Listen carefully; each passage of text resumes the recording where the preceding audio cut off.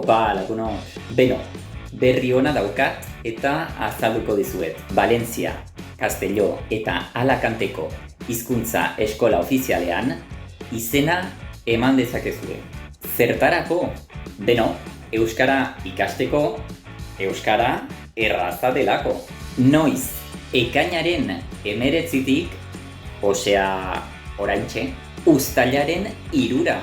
No sé este de Aisha, no deu ser molt difícil. Ez, nire txakurra izena eman du. Ah, el teu gos? Bai, Calva, izena eman dut. M'has convençut. Del 19 de juny fins al 3 de juliol, o sigui, ja, a les escoles oficials de Castelló, València i Alacant. Anima tu, agur. Calva, non daude nire kroketak? Ez, txitxo, kroketarik ez dago. Zuri azara. D'acord, era mentira, però apunteu-vos. Adéu.